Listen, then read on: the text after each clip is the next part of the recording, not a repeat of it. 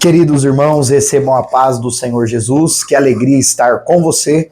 Mais uma videoaula da EBD. Nesta feita, lições bíblicas dos jovens, a liberdade em Cristo.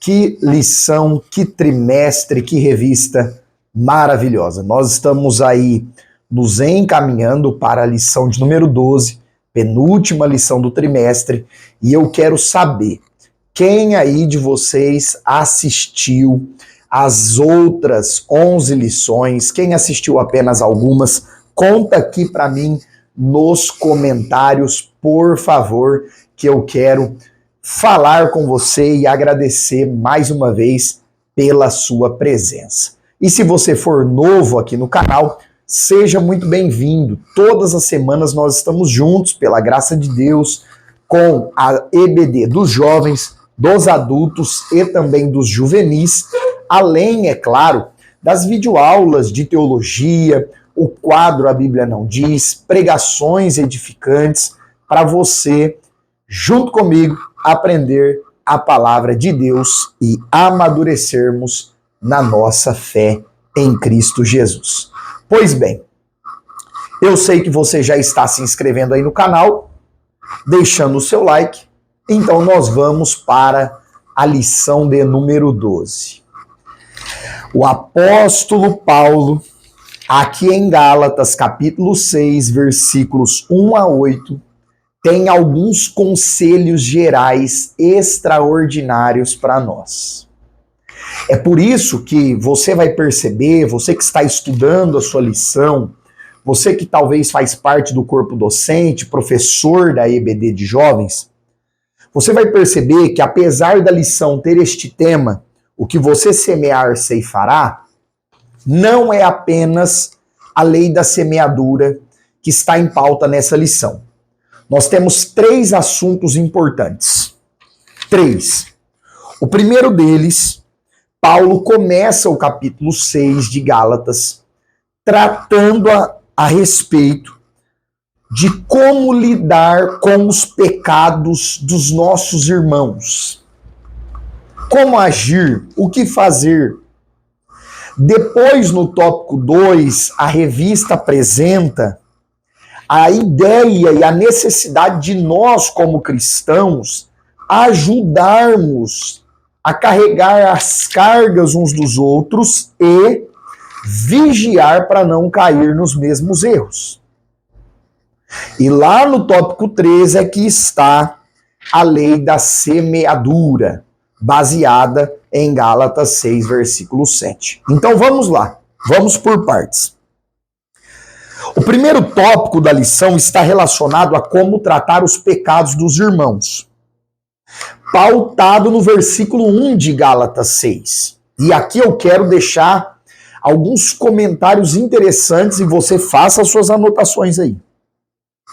O apóstolo Paulo diz que se algum homem, algum irmão for surpreendido em algum pecado, e perceba que ele não está falando de alguém que se entregou ao pecado, alguém que abandonou a fé, alguém que voltou para o mundo, alguém que desistiu de servir a Deus.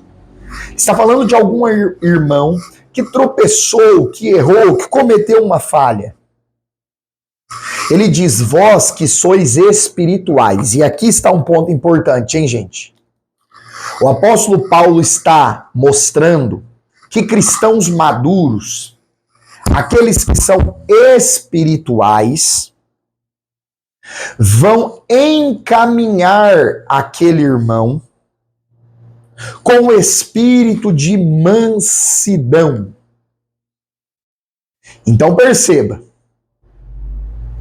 ele está falando da necessidade de nós, como cristãos autênticos, restaurar, lutar para restabelecer a fé daquele irmão que caiu, que tropeçou.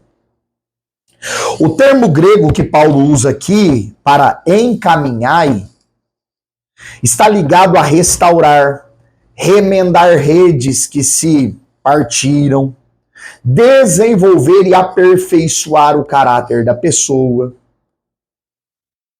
Então nós estamos aprendendo, e é importante levar isso para a sala, que quando um irmão peca, nós não devemos e não podemos desprezá-lo, jogá-lo fora, dizer, olha, essa pessoa agora é inútil, ela não serve mais. Deus deve estar querendo matar essa pessoa. Nós temos que ter cuidado, zelo com isso. Porque a Bíblia diz que aqueles que são espirituais, os crentes carnais vão tratar de outro jeito. Eles vão ver outros pecarem e ao invés de dizer, nossa, eu estou na mesma situação, preciso me arrepender, mudar de vida. Não. O crente carnal, aquele que está entregue aos desejos da carne, ele pouco está se importando para a vida dele diante de Deus e para a vida do outro diante de Deus. Geralmente o crente carnal condena os outros naquilo que ele mesmo peca. Fala aí para mim se, infelizmente, não acontece isso. Agora, sabe o que é interessante? O apóstolo Paulo não ensina que o irmão que pecou deve ser... Não, deixa ele aí de qualquer jeito, tá bom assim. Ele quer servir a Deus assim, deixa ele. Não. O texto bíblico é muito claro da necessidade dos cristãos maduros ir até esse irmão com espírito de mansidão, assim como Jesus, olhando por ti mesmo, para que não sejas também tentado.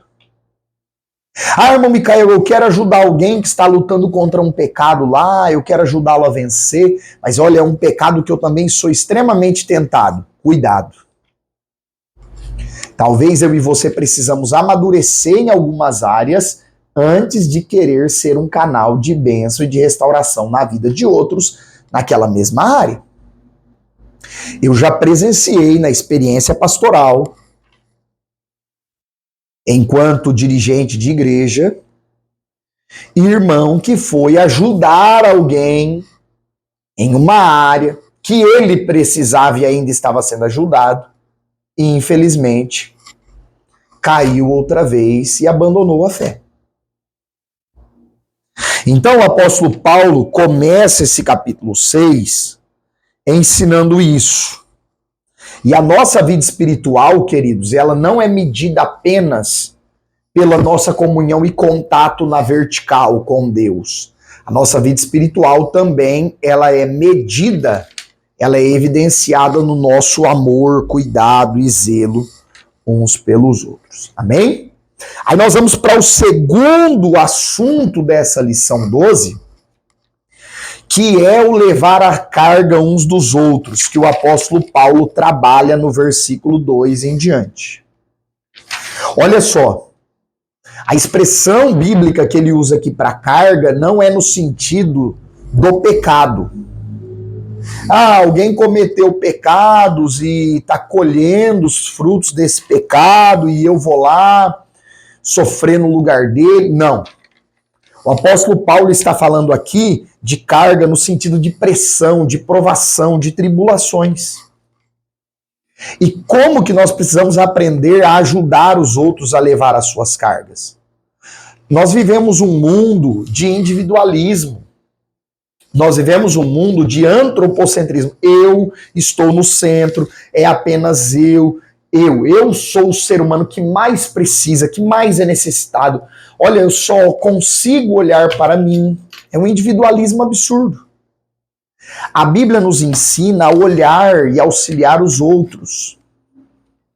É tão interessante, a lição coloca aqui, os judaizantes, eles queriam que os irmãos, os gálatas, os irmãos da Galácia, cumprissem a lei, praticassem a lei. E aí o apóstolo Paulo diz assim, vocês querem praticar a lei? No versículo 2. Vocês querem cumprir a lei com excelência? Pois bem, leve a carga um do outro. Carrega o peso que está sobre o ombro do teu irmão, mas vai cumprir a lei. Por que que Paulo trabalha essa ideia?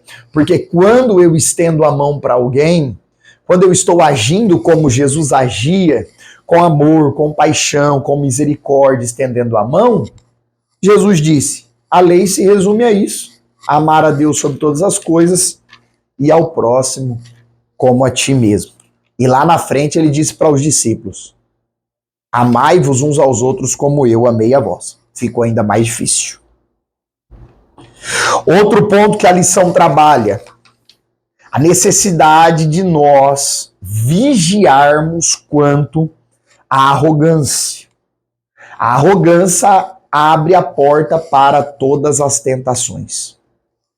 Você já parou para pensar por que é que nós pecamos, erramos tantas vezes? É por nos esquecer da nossa dependência de Deus. É por nos esquecer do grande amor, da infinita graça, misericórdia que Deus dispensou a nós. Todas as vezes que nós deixamos de lado essa ideia que é tão maravilhosa e bíblica, nós tropeçamos. E a lição encaminha para o terceiro tópico, baseado em Gálatas 6, versículo 7, que é a lei da semeadura. E é muito interessante, por quê? Sobre semeadura, as pessoas gostam apenas de falar no quesito financeiro, contribuição financeira, dízimo, oferta, voto, isso, aquilo. Mas o apóstolo Paulo está relacionando o texto da semeadura neste contexto.